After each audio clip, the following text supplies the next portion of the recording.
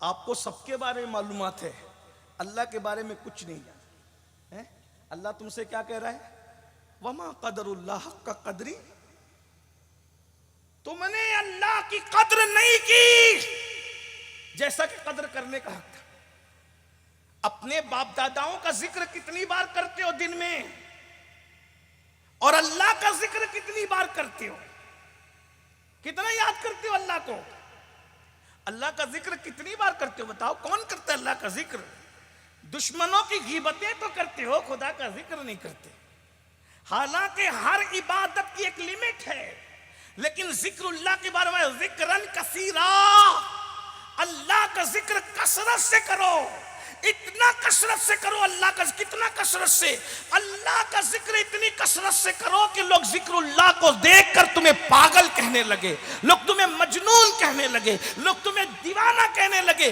یہ اللہ کے ذکر کی شان ہے۔ اور ذکر اللہ کی شان کیا ہے؟ فرمایا جب تم میرا ذکر کرتے ہو تو میں تمہارا ذکر کرتا ہوں۔ تم اپنی حیثیت سے کرتے ہو، میں اپنی شان کے مطابق کرتا ہوں۔ تم زمین پہ میرا ذکر کرتے ہو، میں آسمانوں کی بلندیوں میں تمہارا ذکر کرتا ہوں۔ تم اپنے جیسے انسانوں میں میرا ذکر کرتے ہو، میں فرشتوں میں تمہارا ذکر کرتا ہوں۔ تنہائی میں تم میرا ذکر کرتے ہو، شان تنہائی کے ساتھ میں تمہارا ذکر کرتا ہوں۔ اور جب ذکر کرتے کرتے میری محبت میں تمہاری آنکھ میں آنسو آ جاتے ہیں تو اسی وقت میں تم پر جنت کو واجب کر دیتا ہوں، بے حساب تمہارے جنت لکھ دیتا ہوں۔ بھائیو یہ خانقاہوں میں ہی ذکر کی محفلیں تھی۔ اللہ اکبر۔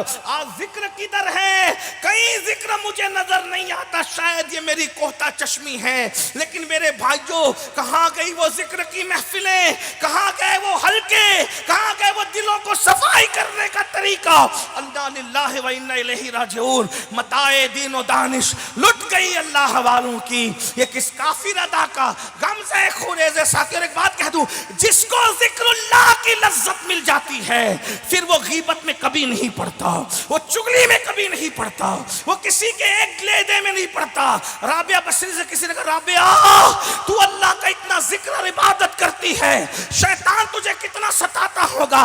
رابعہ بصری کہتی ہے ظالم یہ کیا پوچھ بیٹھا، سن لے کہ مجھے تو یار کے ذکر سے فرصت نہیں ملتی، میں دشمن کے لیے وقت کہاں سے لاؤں؟ یار کی محبت سے فرصت نہیں ملتی، میں نفرت کے لیے ٹائم کہاں سے لاؤں؟ اللہ اکبر۔